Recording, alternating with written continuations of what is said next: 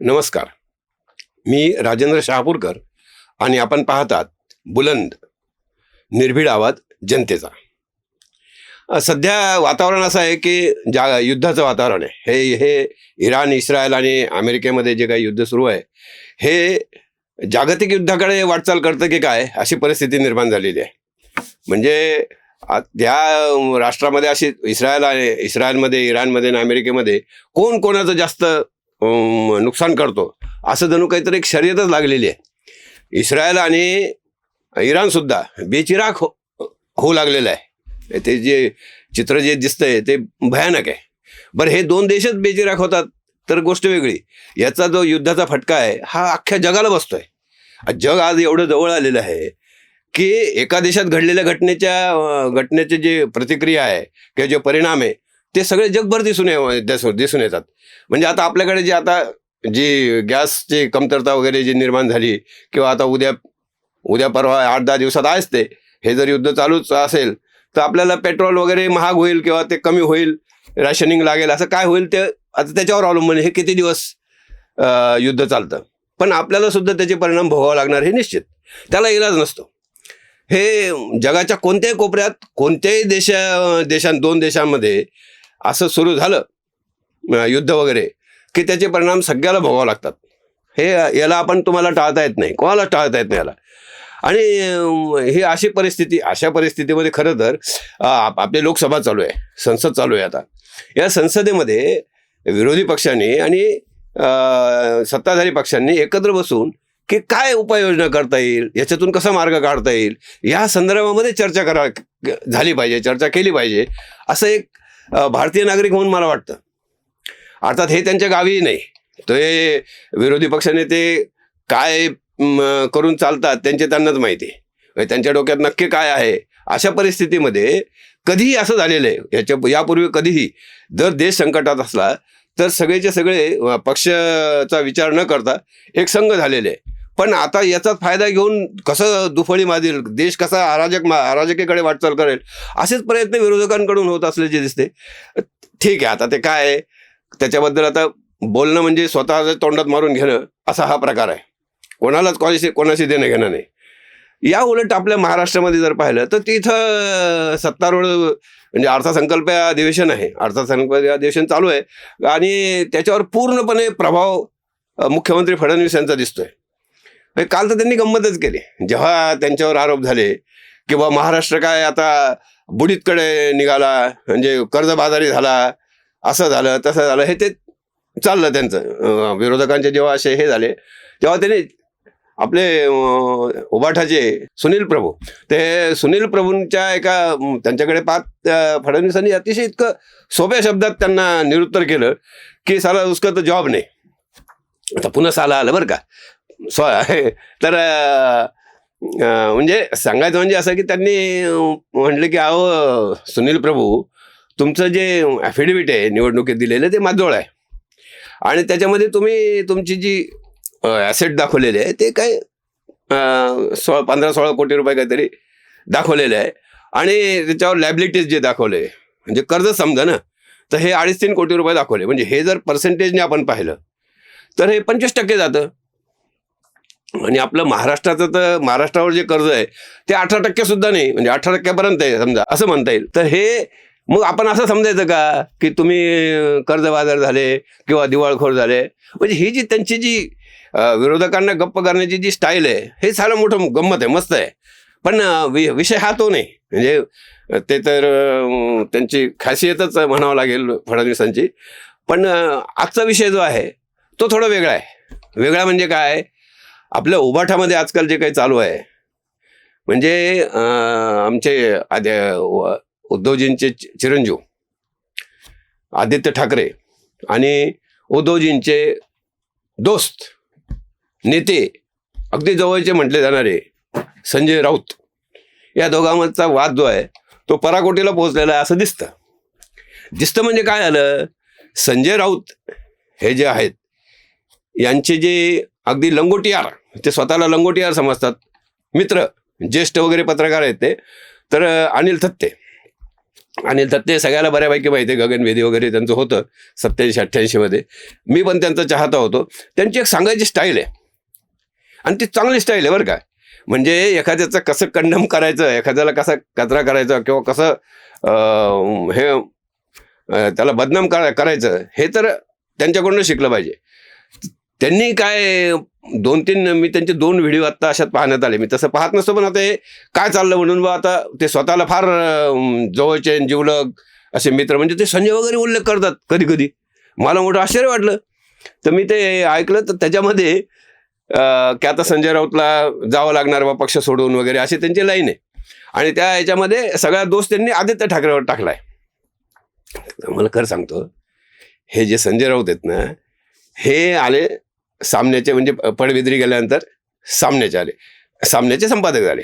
आता सामन्याचे संपादक झाले, हा सामना कशासाठी काढला होता?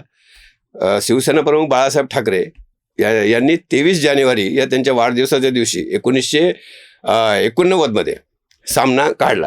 आता त्यामागे सामना काढण्यामागे त्यांची भूमिका अशी होती की आपल्या शिवसैनिकांच्या बातम्या कोणी, म्हणजे मी त्यांच्याशी बोललो होतो तेव्हा, तर ते म्हणाले की आपल्या शिवसैनिकांच्या बातम्या कोणी छापत वगैरे नाही.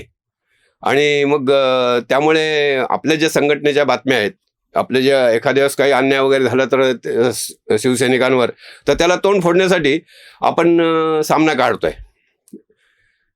तर हा सामना खरं तर म्हणजे शिवसैनिकांसाठी काढला होता, पण आता तो शिवसैनिकांच्या बोकांडी बसलाय असं सगळं चित्र निर्माण झालेलं आहे. म्हणजे तुम्हाला एक गंमत सांगतो, खोटं वाटेल तुम्हाला कदाचित, पण हेच संजय राऊत बाळासाहेब असताना उद्धवजींची भेट मिळावी म्हणून असे तडफड करत होते. हे मी पाहिलेले स्वतः. याचं काही, याच्यात काही खोटं नाही. अनेकांना त्याचं माहिती आहे, आमचे जे जवळचे आहे मित्र, तर त्यांना अनेकांना माहिती आहे. आणि नंतर जोपर्यंत बाळासाहेब होते तोपर्यंत त्यांचा मातोश्रीतला शिरकाव एक मर्यादित होता. म्हणजे आग्रहलेख लिहायचा, बाळासाहेबांना सांगायचा. मध्ये त्यांनी तो जेव्हा मराठी जनतेलाच ब्लेम केला होता मराठी जनतेवर, की तुम्ही काय आम्हाला मतदान केलं नाही, म्हणजे तुम्ही असे, तुम्ही तसे, बेईमान झाले वगैरे, असं काहीतरी आग्रहलेखात लिहिलं होतं त्यांनी. आणि त्याच्यावर बाळासाहेबांनी त्यांना झापलं होतं की मी असं कधी म्हटलो, मी असं कधी बोललो. हे मात्र ही गोष्ट मला माहिती आहे, हे माझ्यासमोर घडलेली गोष्ट आहे, मला माहिती आहे ती. तर ते असो, पण बाळासाहेब गेले 2012ला बाळासाहेब गेले.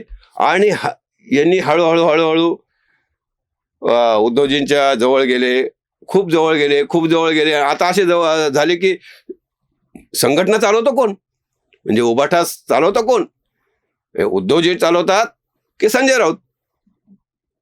म्हणजे बघा ना, मी शिवसेनेची सगळी जी हे आहे कार्यशैली आहे ती फार जवळून पाहिलेली आहे.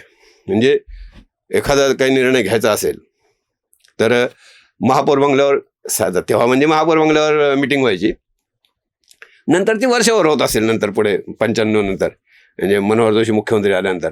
पण साधारणतः मी पाहिलं असं की बाळासाहेब सगळ्या नेत्यांमध्ये बैठका व्हायच्या.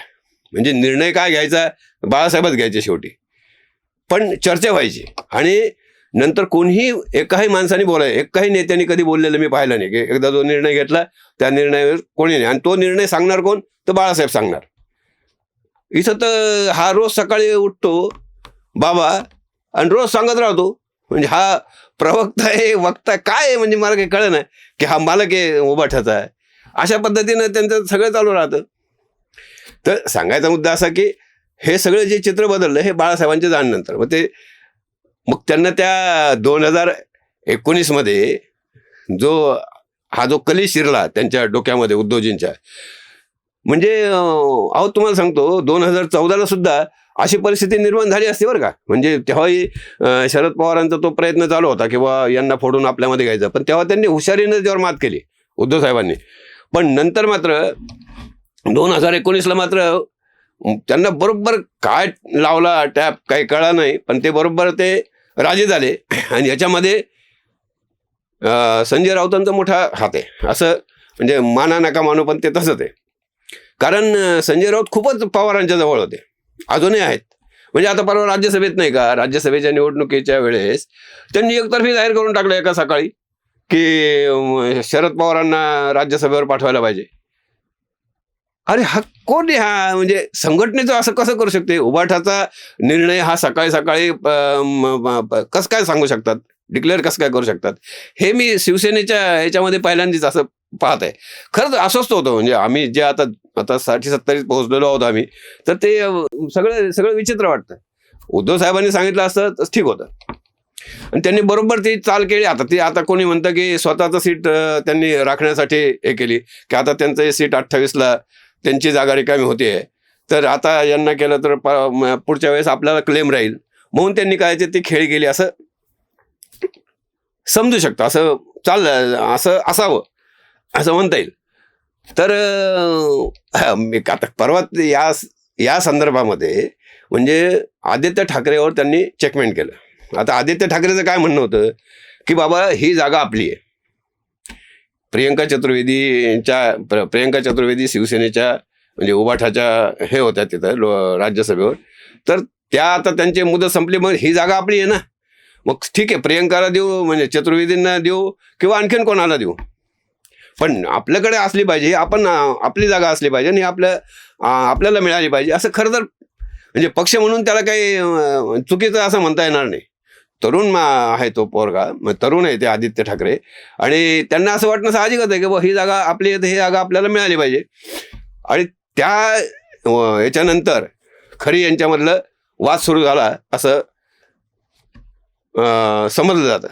आणि याच्यावर याच्यामध्ये हे जे म्हणजे अगदी जगासमोर आणण्याचं काम अनिल दत्तेंनी केलं, किंवा यांच्या आदित्यमध्ये आणि याच्यामध्ये संजय राऊतमध्ये फार लागलेलं आहे, आणि संजय राऊत आता म्हणजे उभाठा सोडून जाणार आहे असं त्यांनी सुरू केलं.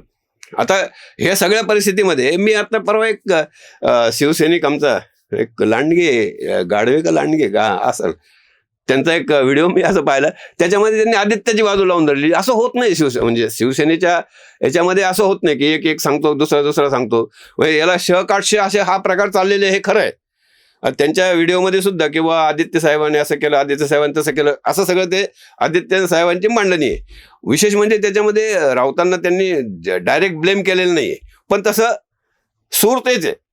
तर हे असे सगळे जे वाकयुद्ध चालू आहे, तर हे काही चांगलं लक्षण आहे असं वाटत नाही. एक तर पहिले त्याला शिल्लक सेना म्हणतात. आता या शिल्लक सेनेच्या म्हणजे काय होणार, हे एका मोठ्या माणसाने जे स्थापन केली, शिवसेना प्रमुख बाळासाहेब ठाकरे, हिंदू हृदय सम्राट म्हणायचे त्यांना, त्यांचं तर आता सगळं त्यांच्या ज्या विचाराचं वगैरे सगळं बट्टाबोळ केलाच आहे. पण आता राहिलेले जे शिल्लक सेना आहे, त्यांची जी थोडीफार जी स्मृती म्हणून आहे, तर त्याच्यातही आता वाद निर्माण झाले. खरं तर याच्यामुळे इतके गोंधळलेले उभाठा सैनिक, खूप गोंधळ निर्माण झालेला आहे. आणि आता याच्यात काय होणार आहे उद्या, कोण जिंकणार आहे कोण हारणार आहे, म्हणजे राऊत जिंकला काय आणि आदित्य ठाकरे जिंकले काय, यांनी संघटनेचं जे काही नुकसान व्हायचं ते होणार आहे. म्हणजे खरी चिंता ती ही आहे, म्हणजे उभाठा सैनिकांची जी चिंता आहे ती ही आहे. तर हे सगळं असं चालू आहे महाराज. आता तुम्हीच सांगा की हे जे मी आपल्यासमोर मांडत आहे, हा व्हिडिओ तुम्हाला कसा वाटला, आणि कमेंट करा, काही याला शेअर करा, सबस्क्राईब करा. तर तुर्त एवढंच. धन्यवाद.